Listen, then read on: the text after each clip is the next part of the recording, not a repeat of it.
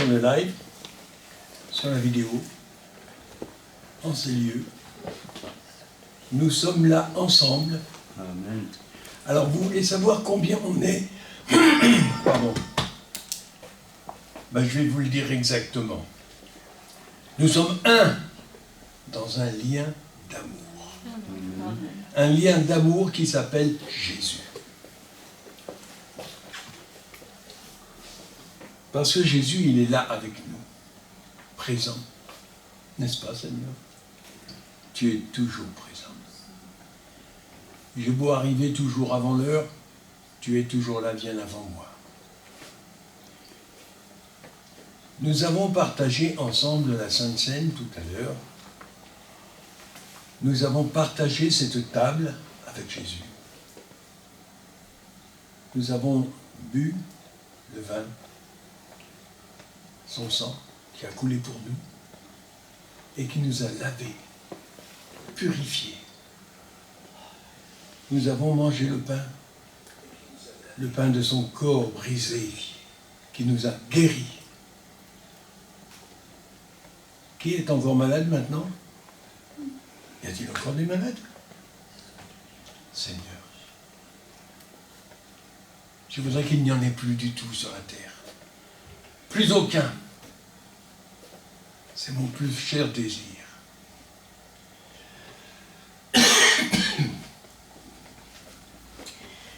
Nous avons actuellement sur cette terre, dans ce cher monde, pas seulement la France, hein, le monde tout entier, des sujets de crainte, de soucis, de peur. Bien sûr, la presse nous parle beaucoup de l'Ukraine, de la violence, ici en France en particulier, en ce moment, de la déstabilisation politique mondiale, de l'inflation, de la météo complètement déréglée. Et c'est vrai. Ça, ce sont des cas généraux. Il y a les sujets personnels aussi. Nos maladies, nos soucis de santé, nos soucis de famille, nos enfants, nos petits-enfants. Mais ça, ce sont des sujets de prière. Mais ce sont des sujets d'inquiétude que le monde nous offre actuellement. Si nous nous approchons de Dieu, comme c'est bien écrit dans la parole, c'est dans l'Épître de Jacques, chapitre 4, verset 8. Si nous nous approchons de Dieu, il s'approche de nous. En fait, Amen. lui ne bouge pas de sa place puisqu'il est partout. Alors, si nous nous approchons de lui, nous sentons sa présence. Nous la ressentons dans les domaines les plus divers, mais surtout dans un domaine particulier, celui de sa parole. Alors, si vous voulez vous débarrasser, comme je le veux moi-même aussi, de tous ces sujets d'inquiétude que j'ai cités, parce que je ne peux pas les taire, ce sont des réalités. Mais ils nous dérangent tous, beaucoup. Alors si nous voulons nous en débarrasser, le seul moyen que nous avons, c'est la parole. C'est la parole de Dieu, la Bible, qui est la parole de Dieu. Nous sommes tous d'accord. Pourquoi? Bien parce que Dieu nous dit dans sa parole le moyen que nous avons d'éloigner toutes ces choses de nous, de les éloigner le plus loin possible. Non pas de les oublier, parce qu'on ne peut pas les oublier. La presse nous le rappelle tout le temps. La radio, la télévision et tout, les médias, c'est ce qui les fait vivre. Mais si je prends la parole de Dieu, je ne sais pas si vous avez fait cette expérience déjà, sinon faites-la. Faites-la déjà ce matin, faites-la demain, faites-la après-demain, faites-la tous les jours, de jour comme de nuit. Dans le prophète Ésaïe, ça remonte très loin d'ici, ça. Il y a longtemps qu'il a écrit ça.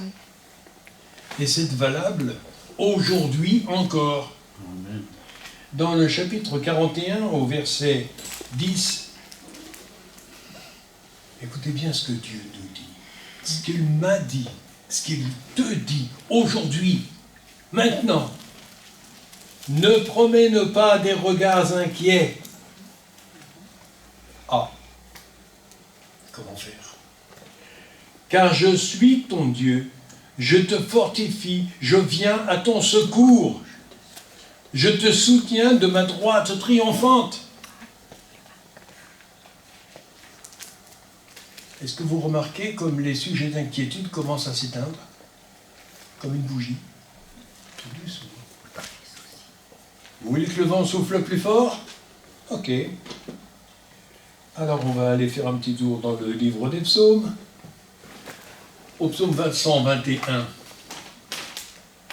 C'est Dieu qui parle. C'est pas moi. Moi, je ne fais que vous transmettre ce que Dieu nous dit. Ce que lui donne dans sa parole.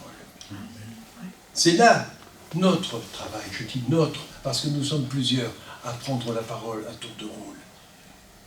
Et notre travail n'est pas de venir donner notre point de vue sur ces choses. Notre interprétation, comme beaucoup l'ont fait et le font encore. Mais ce que Dieu dit. Je lève mes yeux vers les montagnes. D'où me viendra-t-il le secours? C'est une question. Le secours me vient de l'Éternel. Alors quand on voit ces sujets d'inquiétude, on se la pose la question, mais d'où nous viendra le secours? Et qu'est-ce qui nous permettra d'effacer ces choses, de les arrêter? Sinon l'Éternel et sa parole. Voici, il ne sommeille ni ne dort, celui qui garde Israël. Il ne sommeille pas, il ne dort pas. Nous, on prend du repos. On dort un peu pour se réparer, pour se restaurer, se reconstruire aussi. Mais lui, de jour comme de nuit, que le soleil soit en haut ou qu'il soit de l'autre côté, il est toujours éveillé. Et il a toujours le regard vers nous, vers chacun et chacune d'entre nous.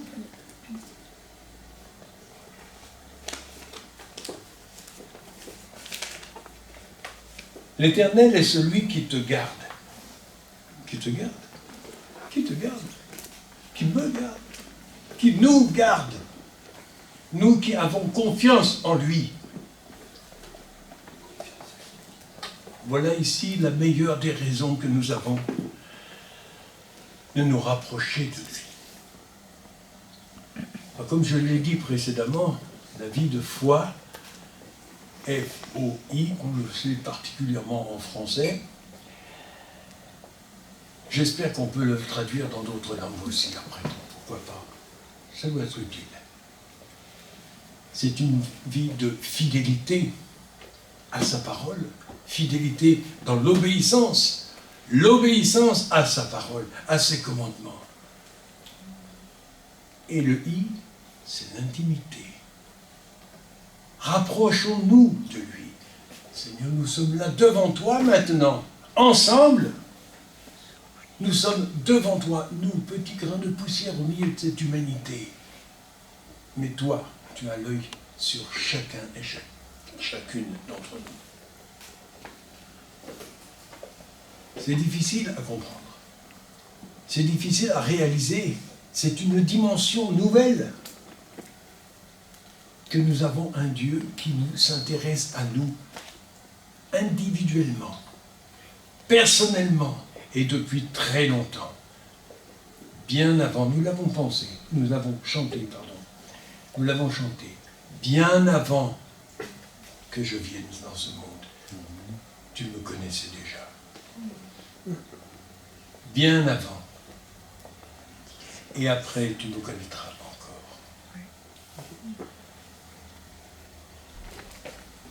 Ainsi, nous voulons pousser un peu plus loin les choses trouvées encore dans la parole. C'est toujours dans les psaumes, c'est David qui a écrit tout ça. Il a fait ça très bien. Il avait bien compris les choses. C'est le psaume 91. Celui qui demeure sous l'abri du Très-Haut. Toi, moi, nous. Sous l'abri du Très-Haut. Repose à l'ombre du Tout-Puissant. À son ombre. Sous son parapluie. À l'abri. La pluie ne peut pas tomber sur nous. Vous avez tous fait l'expérience de marcher dans la rue un jour de pluie. Vous avez ouvert votre parapluie, le pépin, pour vous mettre à l'abri. Ok? Eh bien, faites la même expérience. Quand nous sommes dans ce monde avec tous ces sujets d'inquiétude qui sont une pluie incessante et très difficile à supporter, reprenez la parole de Dieu. Lisez-la tous les jours. Seulement un verset, seulement un petit chapitre. Vous pouvez bien sûr étudier la parole dans sa globalité. Vous pouvez étudier livre après livre, c'est toujours utile. Mais le plus important et le plus utile, c'est chaque jour d'avoir une parole que Dieu nous donne. Personnelle. Dans tout un chapitre, c'est peut-être seulement un mot qui va vous choquer. Un mot qui s'adressera personnellement à toi, à moi. Moi, ça m'arrive depuis très longtemps.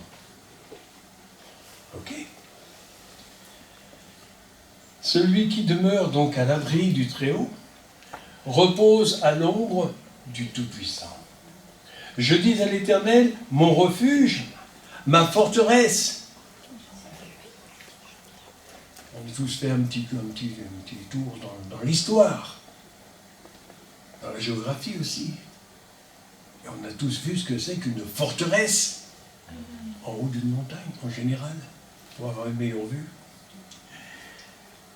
Bien à l'abri dans la forteresse, voyant l'ennemi arriver de loin et pouvant se protéger et attaquer aussi pour le chasser. Dieu est notre forteresse.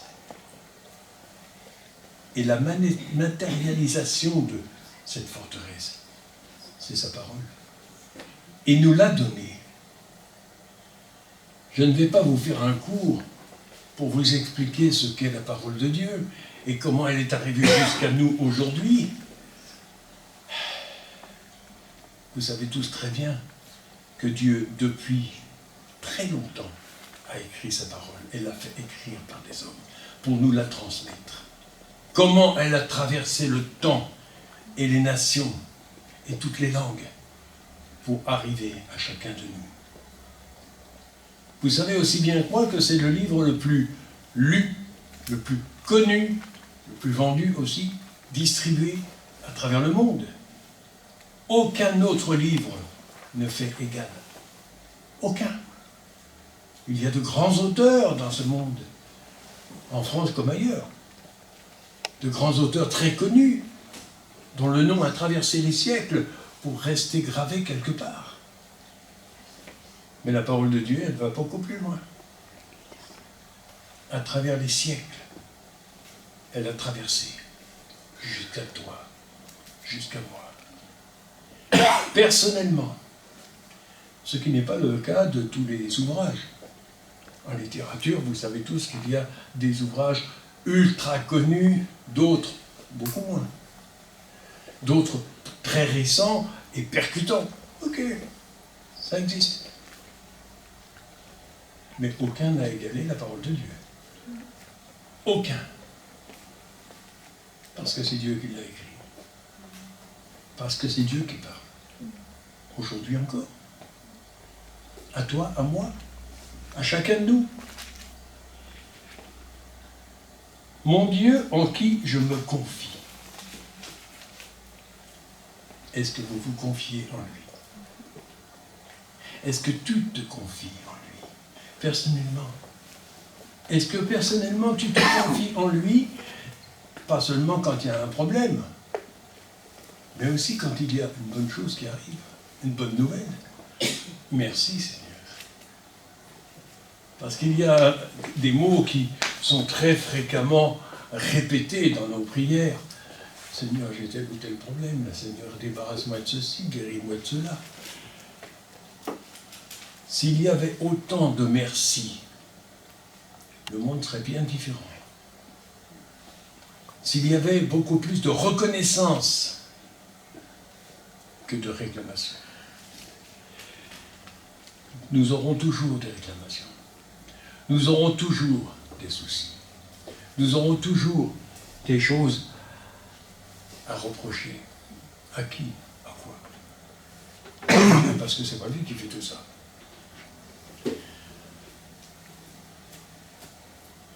C'est lui qui te délivre du filet de l'oiseleur. C'est lui seul qui peut te délivrer, me délivrer, nous délivrer.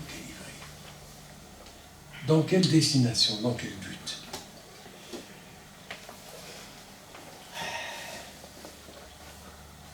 Il y aurait beaucoup de choses à dire encore.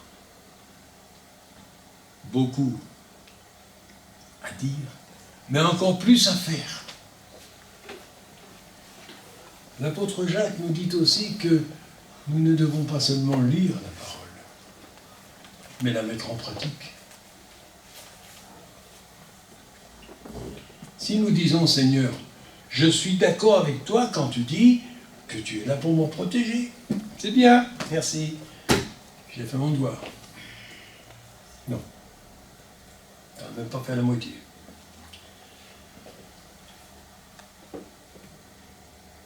Qu'avons-nous chanté ce matin? Alors je vais citer quelques-uns des chants parce que beaucoup sur la vidéo n'auront pas la mémoire, parce qu'ils n'ont pas vu la vidéo, ils n'ont pas vu les chants que nous avons chantés. Et pourtant, nous savons. Avec ton esprit, c'était le premier chant. C'est avec l'Esprit de Dieu que nous faisons ces choses. C'est par l'Esprit de Dieu que nous pouvons dire, proclamer ce qu'il a dit et le mettre en pratique. Sans son esprit, on peut essayer. Ça ne donne pas le même résultat. Et nous avons chanté en deuxième, devant le trône du Très-Haut, devant son trône. Je ferme un instant les yeux. Bien sûr, je ne vois plus ce qui se passe autour de moi. Mais je vois par la foi que je suis devant ton trône, Seigneur. Que je suis devant le trône du roi des rois, de l'Éternel.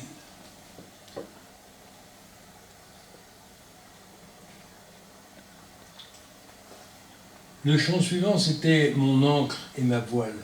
Tu es mon ancre pour que je puisse stationner là où tu le veux. Là, juste une ancre. C'est là que je suis, parce que c'est là que tu m'as voulu. Je ne suis pas venu en ce lieu parce que j'avais envie. Ça ne serait peut-être pas le même résultat. Je ne serais peut-être pas là. Mais je suis venu dans ce lieu parce que Dieu m'a demandé d'y venir. Pour proclamer sa parole. Avec des instruments nouveaux, particuliers, d'une puissance extraordinaire, puisque quand j'envoie chaque matin un message sur la parole de Dieu sur le Facebook, automatiquement, j'ai des réactions qui viennent de partout. J'en ai eu ces jours-ci du Canada, de l'Amérique du Sud, d'Israël, de Belgique, d'Allemagne, de Suisse, de France, d'Espagne, sans me déplacer de chez moi. Dieu donne maintenant des moyens extraordinaires. Et là, il ne fait qu'accomplir sa parole, parce qu'il avait bien dit, dans les derniers temps dans lesquels nous sommes actuellement, ma parole sera proclamée jusqu'au bout du monde. Moi, j'ai toujours pensé que Dieu avait un certain sens de l'humour, puisque c'est lui qui a créé ce monde, cette terre sur laquelle nous sommes. Quand il dit à ses disciples, allez prêcher l'évangile aux extrémités du monde, c'est lui qui l'avait créée, la planète. Il sait qu'elle est ronde. Alors, essayez, avec un rond, de trouver une extrémité. C'est pour ça qu'aujourd'hui encore, on est en train de tourner pour chercher l'extrémité. C'est pour ça qu'aujourd'hui encore, on est en train de proclamer avec de meilleurs moyens maintenant qu'autrefois la parole de Dieu, au-delà de toute limite. Au-delà même de ce qu'on espère et de ce qu'on imagine. On se dit, comme autrefois, j'ai une certaine assistance, une certaine écoute, ok, j'ai un public, c'est ce qu'on dit dans notre showbiz. Mais maintenant, nous avons beaucoup plus, et beaucoup plus loin. Et Dieu se sert de nos paroles. C'est lui qui parle. C'est lui qui te parle ce matin, ici, là-bas, là, ailleurs. Dieu a un peuple qu'on ne peut pas dénombrer. Il est trop grand pour nos petits calculs à nous. Il est immense. Jésus a fondé son Église. Il n'y en a qu'une. Alors vous pouvez y donner une étiquette, un mot, un nom, tout ce que vous voulez. Pas de problème. Ça ne gêne personne. Mais une chose est sûre, c'est qu'il n'y en a qu'une. C'est l'Église de Jésus. C'est son Église, dont il est, lui, la tête. Dont il est, lui, le pilote.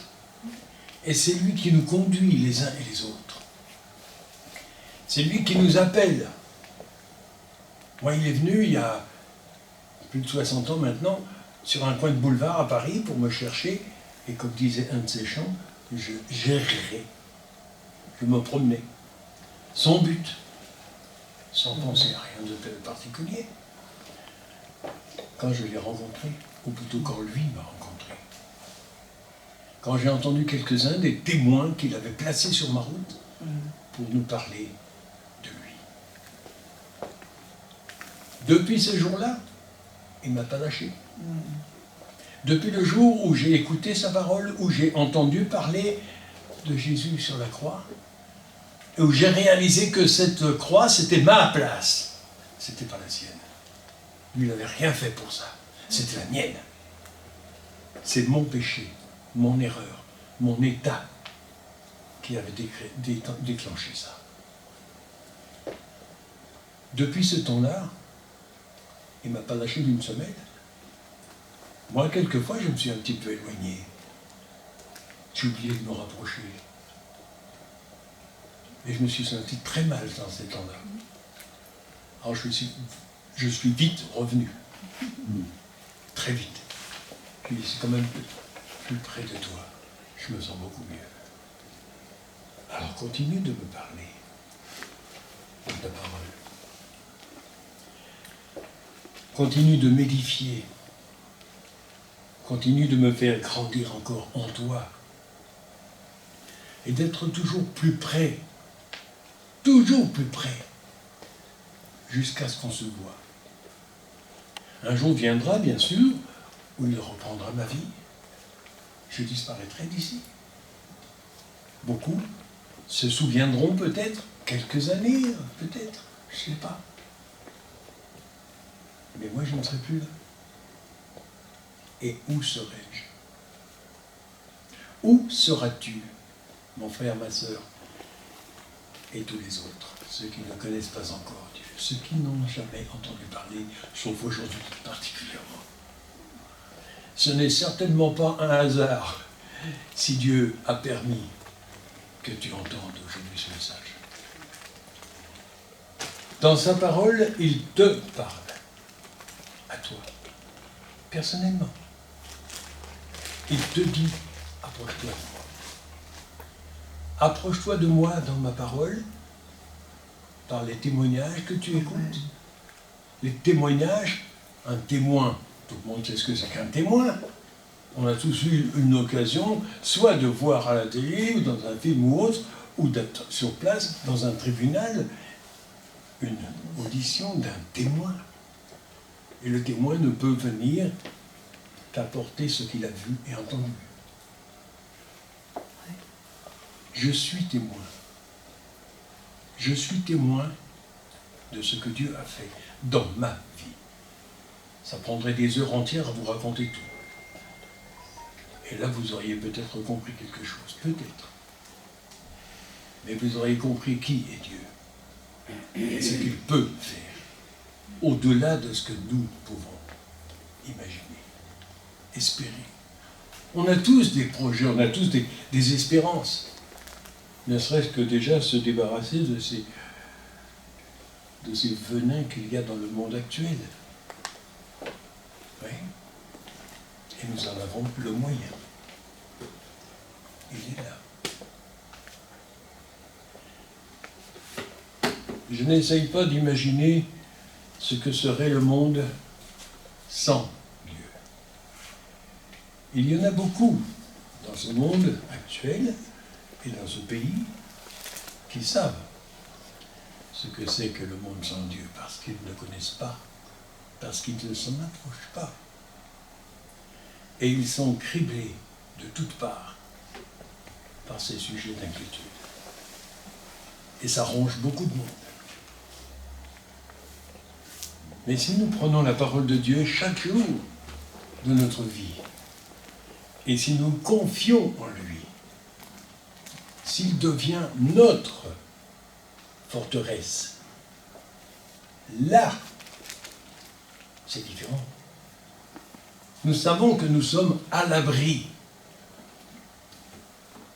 du Très-Haut, à l'abri de celui qui a créé ce monde. Ce monde, pas seulement celui qu'on voit autour de nous, car l'homme a fait beaucoup de dégâts dans tout ça. Et la création, elle est beaucoup masquée par l'œuvre de l'homme, des hommes.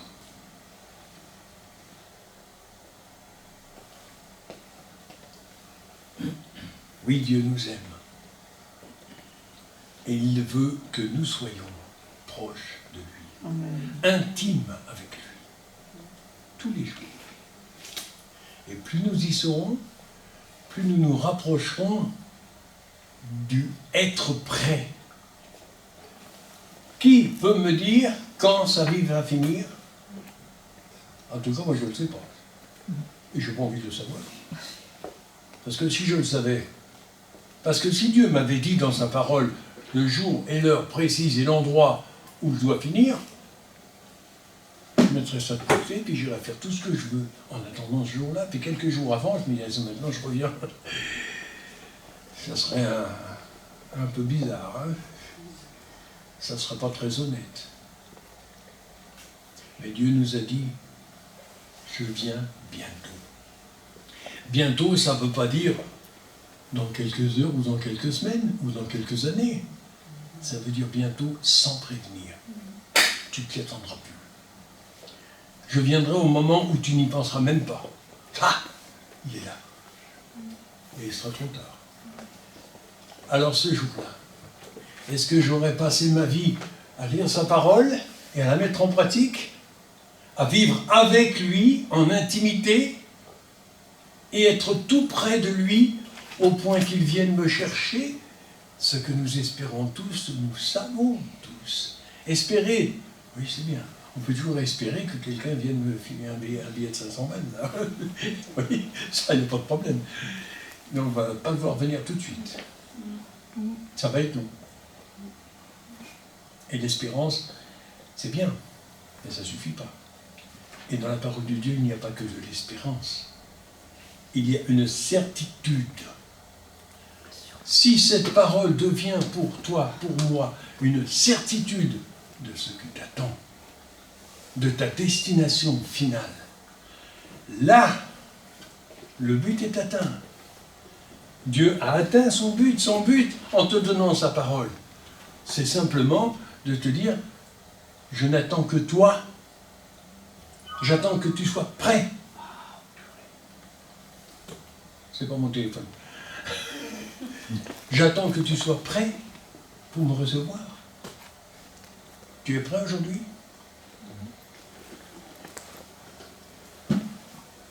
Toi qui regardes le direct ou la vidéo, tu n'as pas une Bible? Tu ne sais pas où en trouver une? Alors, rejoins-nous sur Internet. Ou va tout de suite dans une église quelque part autour de toi et demande instamment à ce qu'on te confie une parole de Dieu, une Bible. Et lis-la. Et je suis sûr que n'importe où tu vas commencer, Dieu sera là pour te parler personnellement. Dieu sera là pour te dire, toi, je te connais. Il t'appellera au fond de ta mémoire, au fond de toi, par ton nom, ton prénom, ton adresse, ton numéro de téléphone, il connaît tout.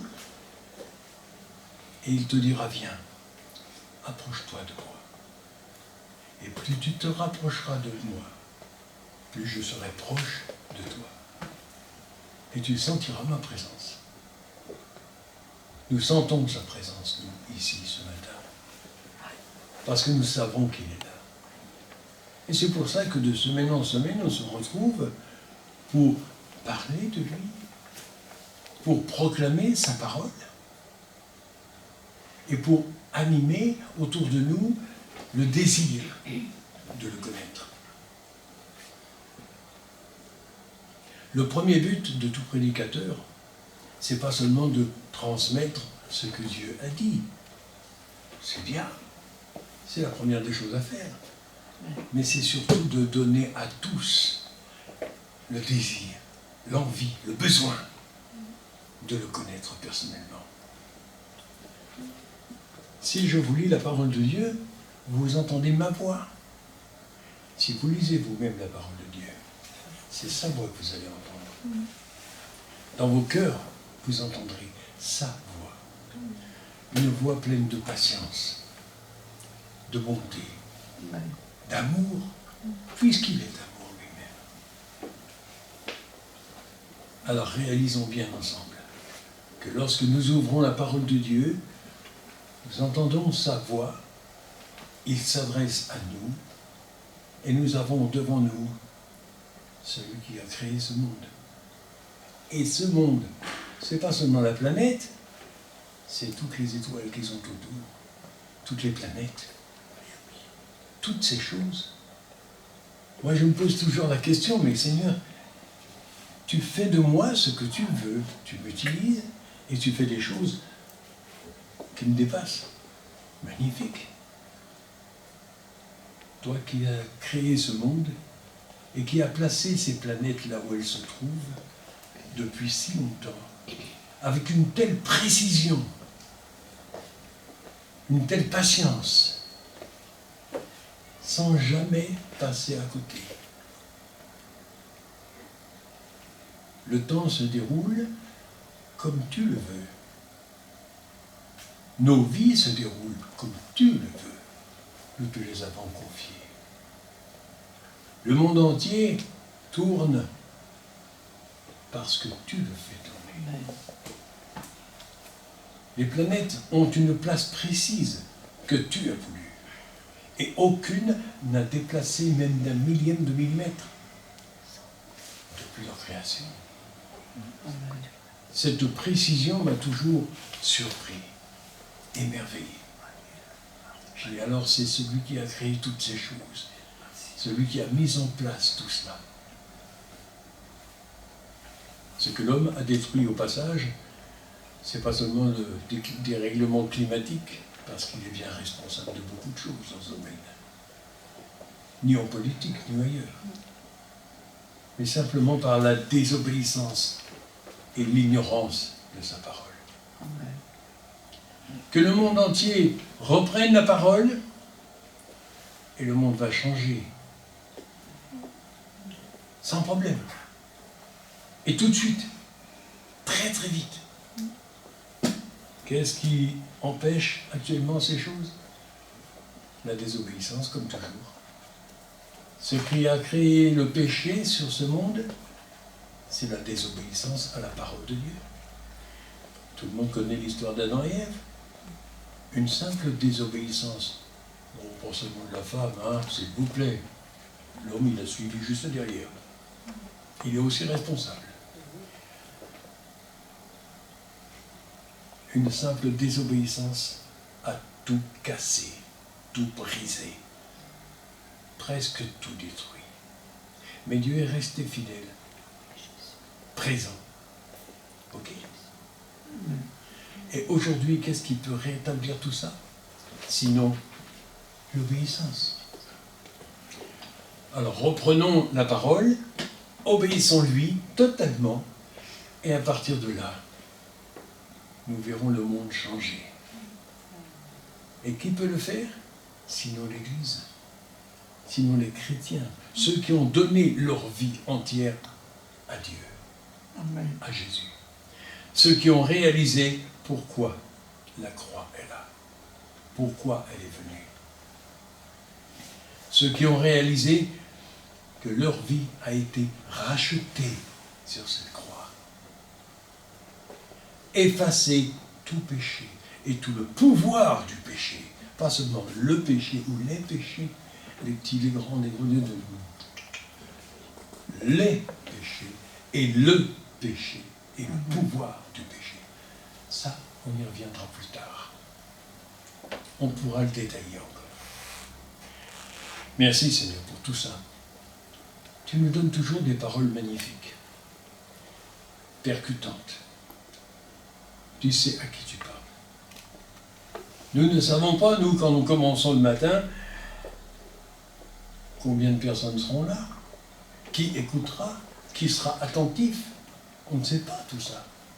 Mais toi, Seigneur, tu le sais.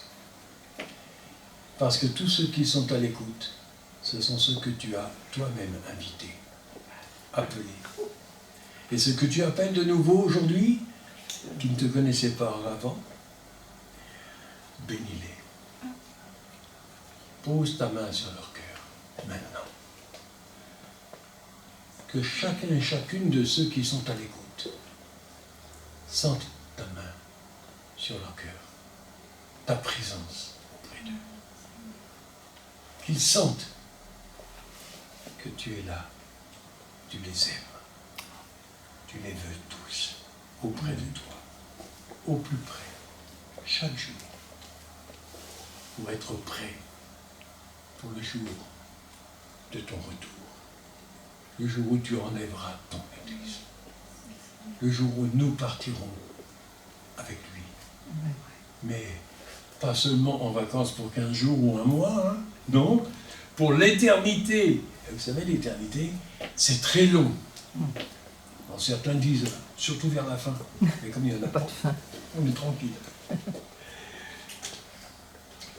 Ce matin, nous allons, en ce lieu, fêter un anniversaire. Une de nos sœurs a un anniversaire aujourd'hui.